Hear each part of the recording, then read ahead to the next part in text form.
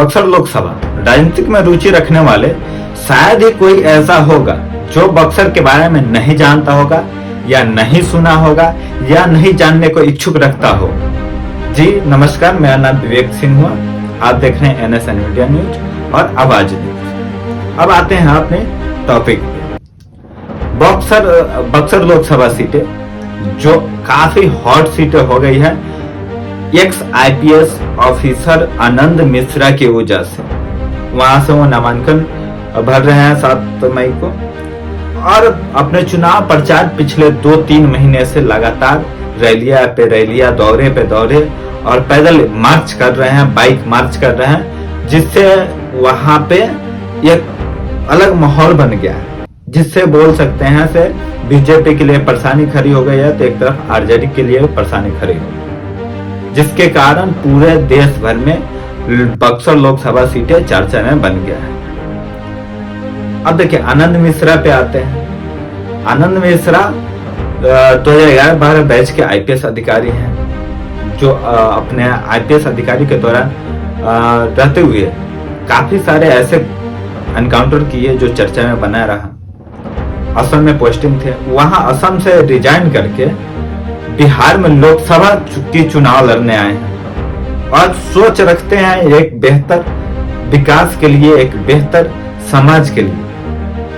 जो उन्होंने अगर देखिएगा उनके साइट पे उनके स्टेटमेंट को तो बताते भी हैं।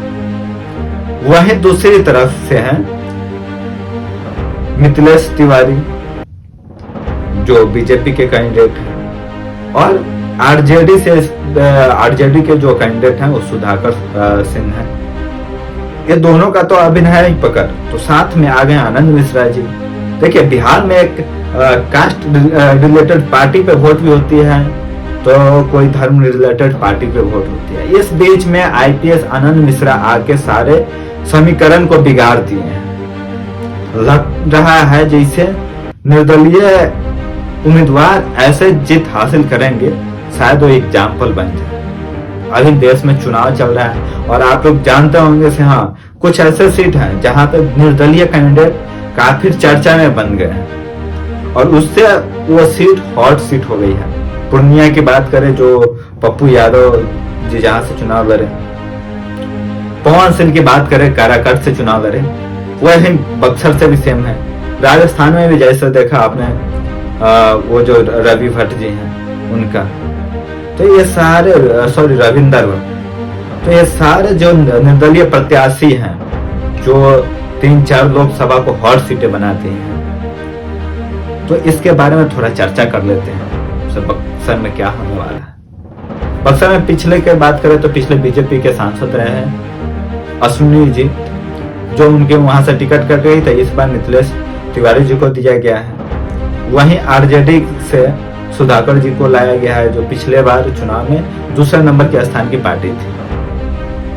और उसके अलावा जो निर्दलीय कैंडिडेट है, जैसे कि आप लोगों ने बार बार सुना भी होगा से हाँ जो आनंद मिश्रा जी हैं एक्स IPS ऑफिसर, वो भी नामांकन भर दिए हैं। तो ये तीनों लोग मिलके वहां पे एक त्रिकोणीय समीकरण बैठा दिए हैं। कोई अंदाजा नहीं लगा पा रहा है से चुनाव कौन जीतेगा।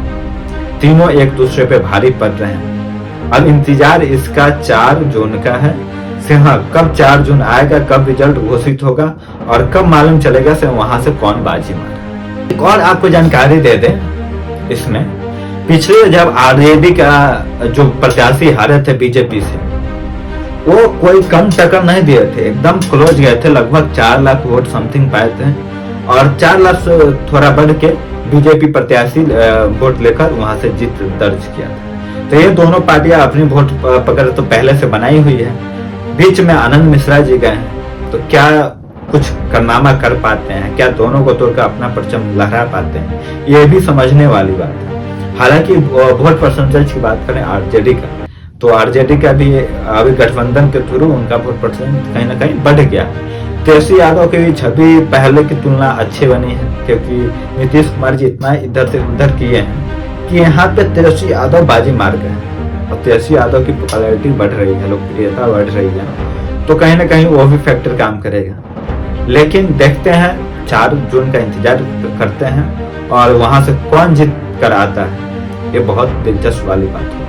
हालांकि आईपीएस आनंद मिश्रा पढ़े लिखे हैं, निर्दलीय हैं, कोई पार्टी उनको आगे नहीं बढ़ाएगी, लेकिन उनको कहीं ना कहीं मुझे लगता है और समाज को लगता है बिहार को जैसे कि लोगों ने व्यक्तिगत भी कर रहा है, तो उनको जीतना चाहिए।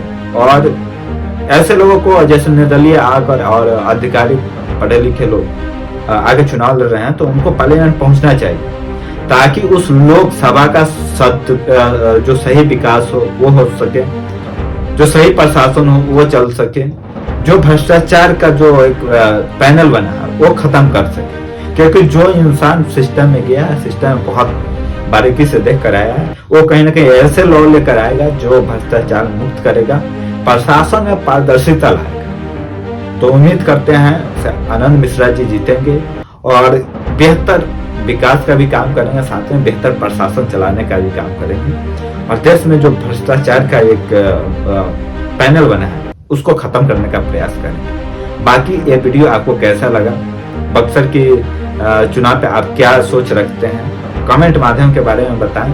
और मैं जाऊंगा 25 मई के बाद आनंद मिश्रा जी से, उनका भी इंटरव्यू लूंगा। मैं पीछे अगर आप जाएंगे तो उनका इंटरव्यू एक लिया हूँ, आप देख सकते हैं। और 25 तारीख को आप कौन से क्वेश्चन उनसे पूछना चाहते हैं आप कमेंट बॉक्स में कर दीजिए, मैं उनसे जरूर पूछूंगा और आपके नाम के साथ मैं पूछूंगा ताकि आपका भी क्वेश्चन का जो लेवल रहे वो पता चले से किस इंसान ने वो क्वेश्चन किया है। तब तक के लिए जय हिंद।